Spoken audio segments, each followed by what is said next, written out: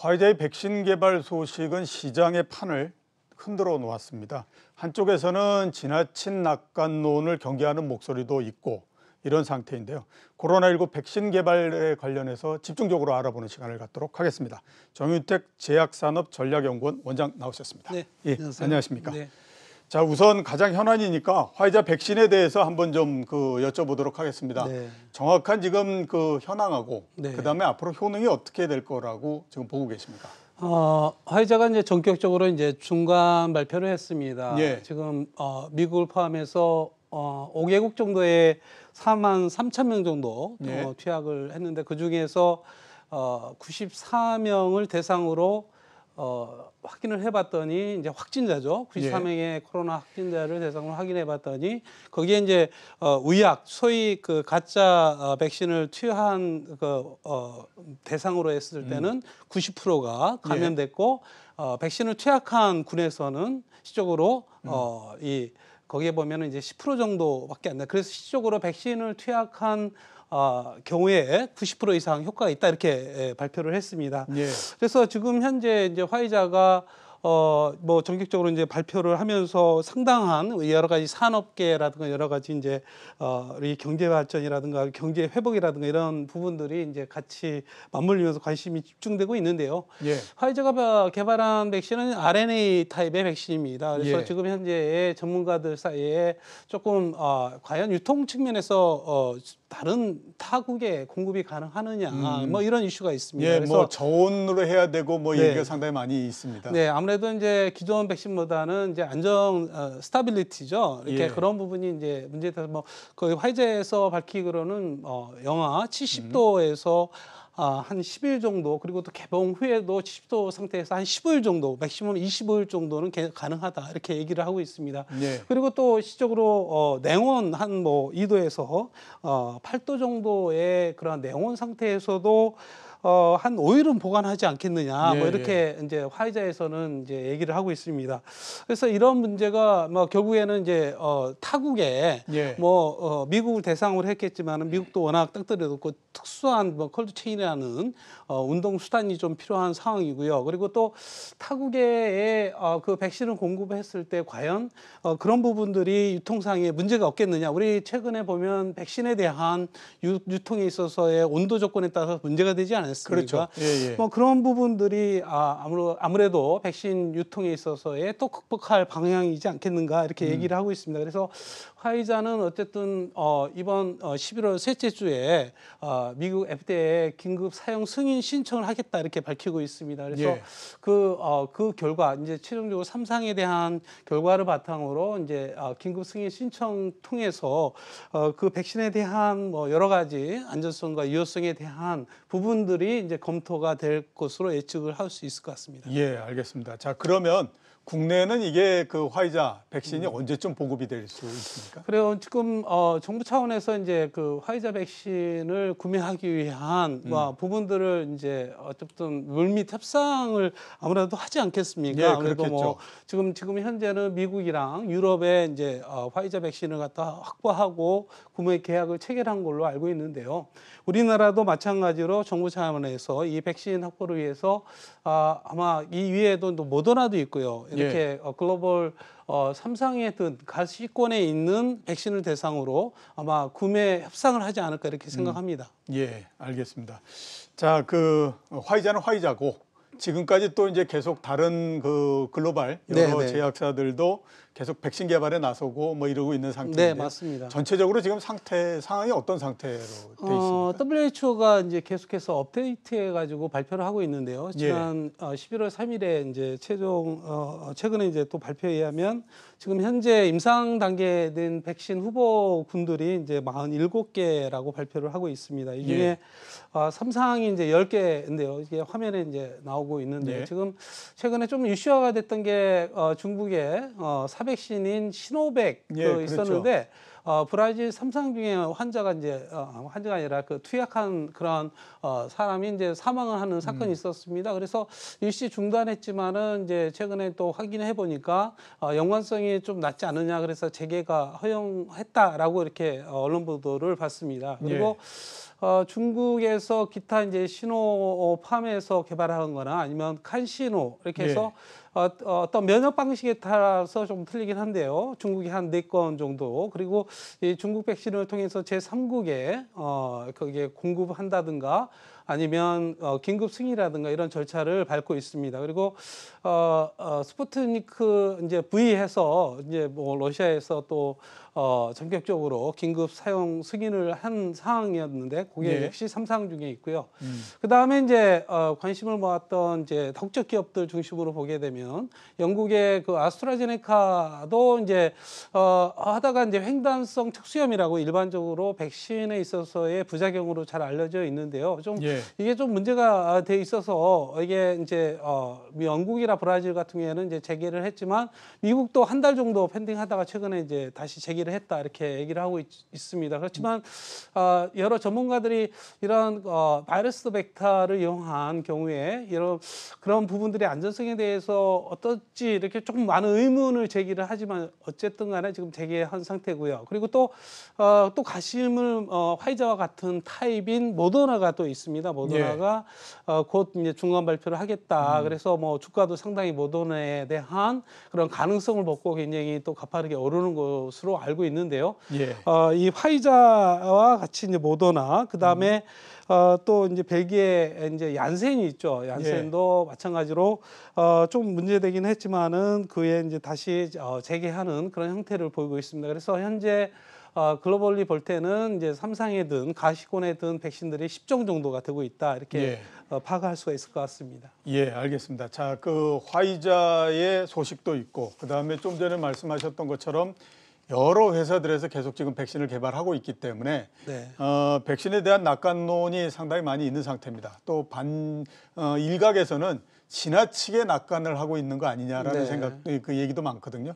아마 그거는 최근에 이제 백신 개발, 화이자 얘기 나오면서 주가도 많이 뜨고 막 그냥 전체적으로 판이 바뀌었다 이런 얘기들을 하니까 아마 그런 얘기가 나오는 것 같은데 지나친 백신 낙관론에 대해서는 어떻게 지금 보고 계십니까? 그렇습니다. 이게 백신은 이제 치료자와 달리 치료제는 이제 편익을 보지만 백신은 건강한 사람을 대상으로 투약하는 거 아닙니까? 그래서 전통적으로 이 백신은 상당 부분 장기간의 그런 안전성의 세프티에 대한 거를 추적을 해야 됩니다. 그런데 이제 그런 상황에도 불구하고 이제 전 세계적으로 이 팬데믹 상황에서 이 백신에 대한 필요성 이런 부분이 같이 맞물리면서 사실 굉장히 올해에 뭐 시간을 굉장히 단축하면서 임상을 진행을 했지 않습니까? 그래서 이런 그 백신이 과연 지금 현재 이제 3상을 끝나고 이제 긴급 승인 신청을 한다지만은 장기적인 어떤 추적 측면에서는 좀 더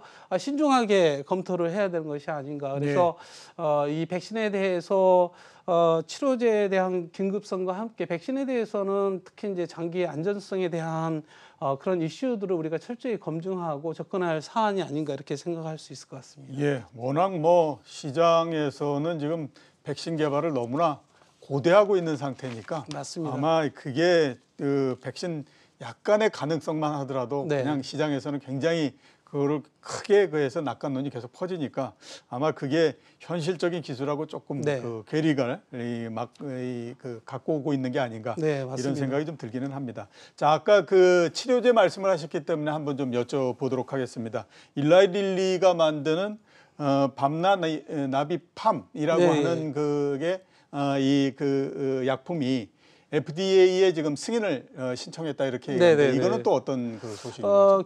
기본적으로 이제 잘 알려진 이제 일라이 릴리가 개발했던 그 항체 의약품입니다. 이것도 약물 재창출의 연장선에서 보시면 될 것 같고요. 그래서 이 우리나라에서도 이제 셀트리온이 항체 치료제로 그렇죠. 신약을 예, 예, 개발하고 예. 있지 않습니까? 그래서 닐라릴리도 이제 마찬가지로 기존에 자사가 보유했던 그런 항체 치료제를 이 코로나 19에 그 적용했다 이렇게 보시면 될 것 같습니다. 그래서 긴급 승인 신청 자체가 상당히 좀 의미가 있죠. 예. 뭐 그래서 거기에 이제 미국 FDA에서 판단을 해서 그 란데스비르만큼이나 동일하거나 그 이상 효과가 있으면 아마 긴급 승인도 가능할 수 있지 않을까 이렇게 생각할 수 있을 것 같습니다. 예, 알겠습니다. 자, 말씀을 하셨으니까 한번 좀 여쭤보도록 하겠습니다. 셀트리온도 똑같이 항체 치료제 지금 네. 그 얘기를 하고 있고 항체 치료제 그 투입하게 되면 4, 5일 내에 바이러스가 사멸된다라는 네. 얘기도 있고요. 네. 그렇게 되다 보니까 상당히 또 주식 시장에서 셀트리온 주가도 상당히 많이 오르고 뭐 이런 상태에 있습니다. 셀트리온의 항체 치료제는 또 우리가 어떻게 봐야 됩니까? 물론 이제 임상을 통해서 이제 검증을 해야 되겠죠. 예. 그런데 이제 국가적인 차원에서 특히 이제 우리나라에서도 이게 기업들이 뭐 가능성 있는 기업들의 여러 가지 인허가라든가 R&D 자금이라든가 전폭적으로 지원을 하고 있습니다.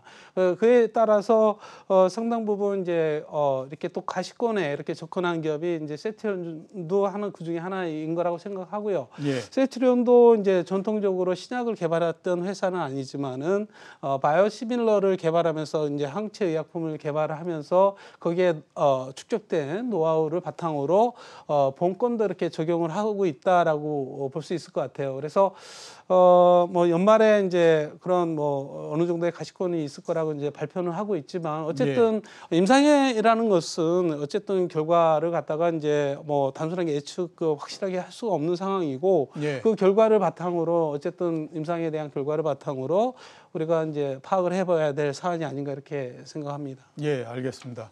자, 그 국내의 백신 개발 현황에 대해서 좀 여쭤보도록 하겠습니다. 화이자 얘기가 나오면서 국내 백신 개발사들의 주가는 일단 좀 주춤해졌습니다. 네. 왜냐하면 뭐 화이자 나오면 나머지들은 뭐 도대체 어떻게 될지 모른다 뭐 이런 얘기들 때문에 그런 것 같은데 현재 국내 백신 개발의 현황은 어디까지 지금 와 있습니까? 국내는 지금 현재 제넥신과 그 다음에 이제 국제 백신 연구소 기업이랑 예. 같이 이제 공동 개발을 하고 있는데요.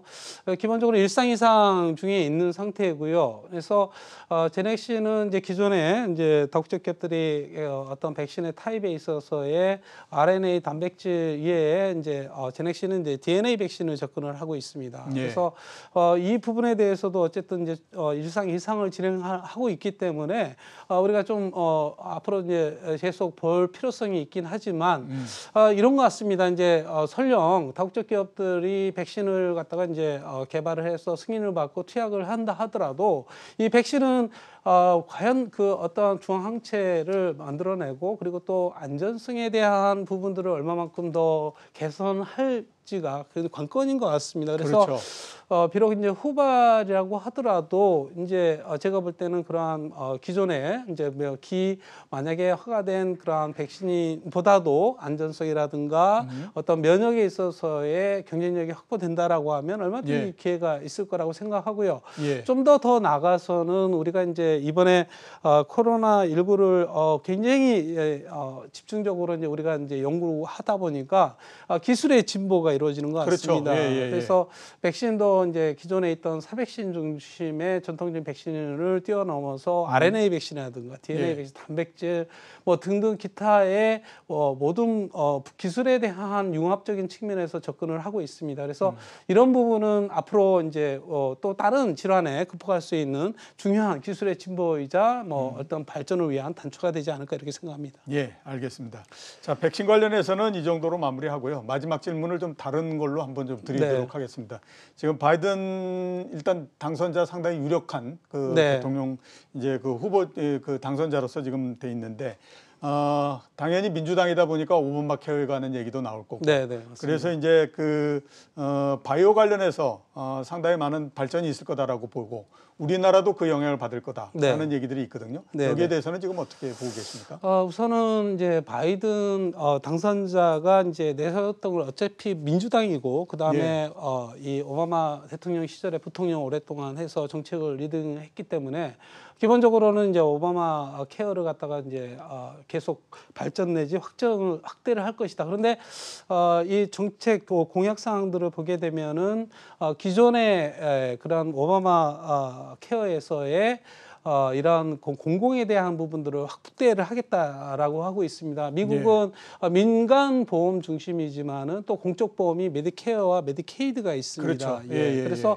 이 메디케어와 메디케이드에 있어서의 뭐 중장기적으로는 70% 이상을 또 확대를 하겠다라는 얘기를 밝히고 있고요. 그리고 특히 이제 메디케어가 이제 상당 부분 많은 국민들을 커버를 하는데 기존에 65세의 노인 인구를 대상으로 했지만은 그 연령을 5세 낮춰서 60세까지 확대를 하겠다라고 얘기를 하고 있습니다. 그리고 또 약가 의약품 가격에 있어서 미국은 이제 민간 중심 자유경제다 보니까 이 약값을 기업들이 이제 자유롭게 책정을 하고 있습니다. 그러다 보니까 이제 굉장히 고가고 이런 부분들이 아마 바이슨 케어를 통해서 이 우리나라도 이제 그 약가 협상을 통해서 이제 약가를 의약품을 구매를 하는데요. 아마도 이제 그 바이든에 대한 그런 공약상으로는 이런 메디케어, 메디케이드의 의약품에 대한 구매를 할 때 그런 부분에서 이제 협상을 통해서 하겠다라고 하고 있습니다. 그 얘기인즉슨 뭐냐면 의약품을 기존과는 달리 이제 협상을 통해서 가격을 인하하겠다라고 얘기를 하고 있습니다. 그래서 이제 전반적으로 볼 때는 어쨌든 이제 구매력이 가격이 굉장히 높은 대체약이 뭐 바이오시밀러라든가 제네릭이라든가 뭐 이런 부분 뭐 신약 같은 경우에도 이제 가격이 이제 저렴한 중심으로 이제 아마 수요가 높을 것으로 생각하고 있고요. 또 한편으로는 민주당 같은 경우에도 이제 그 사회 안전망이라는 부분들이 굉장히 중요시할 수 있기 때문에 이러한 중증이나 난치성에 대한 신약 개발을 하는 그런 부분이 좀 더 드라이브를 걸지 않을까 이렇게 생각합니다. 다행히도 우리 기업들이 대부분 이제 신약 개발에 있어서는 중증과 난치성에 굉장히 집중되어 있거든요. 그래서 우리 기업들이 이제 그렇게 어떠한 그 제네릭이라든가 바이오시밀러에 대한 수요 그리고 또 중증과 난치성에 대한 신약 개발 이런 측면에서는 우리도 또 하나의 또 기회가 되지 않을까 이렇게 생각할 수 있을 것 같습니다. 자, 오늘 나와주셔서 대단히 감사합니다. 네.